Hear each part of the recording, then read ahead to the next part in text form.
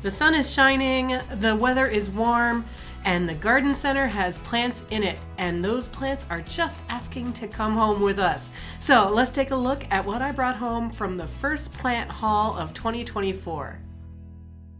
This is a beautiful carload of spring color. Oh my gosh, I'm so happy. First up, these miniature daffodils. These are 10 cups for $3 each of tete-a-tete daffodils. Now these daffodils will be beautiful. They're the first to flower in our garden, and they grow into clumps. They naturalize in the garden, and they are just so cheery. I use these in my patio garden. When you open the gate and you walk into the backyard, you're just greeted by these beautiful clumps of tete-a-tete daffodils throughout this whole patio space, and it's just my favorite view in the spring. And the way I've planted these is every year I bought 10 of these little cups and I planted them in this garden. So I have 3 years worth of these plantings. Some are small from last year, some are medium, and some are big from 3 years ago. So I'm adding 10 more of these beautiful daffodil clumps to the garden this year. Next up, I got 4 of these candy tuft quart-size perennials. These are perennial in my garden. They bloom about this time of year, early spring or so, for a good couple of weeks. I picked up 4 of these. This variety is called Snow Cone. I do have several other plants of this in my backyard, and I don't know what variety they are. They all look the same to me, so I just picked up what Lowe's had.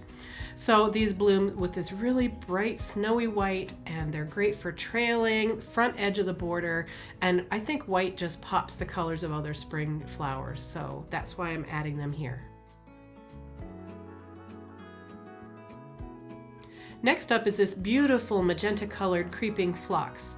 Now creeping phlox, or Phlox subulata, also known as moss phlox or mountain phlox, is native in the eastern United States, and I am going to try to use it as a native, actually this is a cultivar, but a cultivar of a native plant. I'm going to try to use it for erosion control on a slopey hill that I have. I picked up these particular plants because it looked to me like they had lots of buds yet to open, and I didn't want to buy the plant after most of its bloom cycle had completed. So I can see the beautiful color of it, but I can still enjoy some of the show.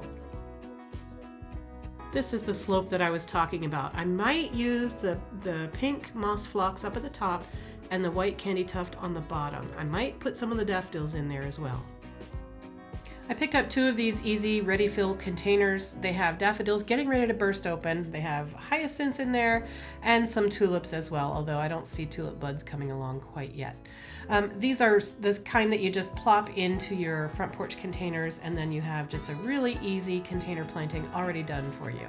So for 17 bucks, I think it's a good investment. You can take the bulbs out of it at the end of the season and plant them into the garden and get extra use out of them in future years as well. The only thing is you don't exactly know what varieties you've got here, but if you're okay with that, then getting these and planting them into the future is a really smart investment, I think. Looking for those tulip buds. Hope we get a good tulip show. I grabbed 4 of these containers of pansies. Now each of these containers has 7 plants in it. So what I'm going to do, for $12 I got 7 plants. I'm going to separate them out and spread them around in the patio garden around where all my tete-a-tete daffodils are. So that I'll have the pretty blue purple of these pansies along with the yellow of my daffodils. So I compared prices of buying individual 4-inch pots of pansies with 1 plant compared to getting 4 of these 7 plant containers, and this was the better deal. So that's what I'm going to do there. And last but certainly not least, I picked up 2 of these 3-gallon containers of Scarlet OHara Pieris japonica. These are a Japanese plant that bloom with these beautiful strings of downward facing bell-like flowers. This is not native to Maryland, but it's beautiful. This works well in part shade to shade. This is rated down to zone 5. This says it's 3 feet tall by 2 feet wide, but when you look up this variety online, it says it gets more like 5 feet wide and 8 to 10 feet tall. So I'm going to be planting these in the lower patio garden, and I'm excited to have those. So that's it, folks. That's my first plant haul of 2024. What are you doing in your garden? Have you bought any plants yet? Let me know in the comments. I hope to see you again in another video real soon, friends. Take care.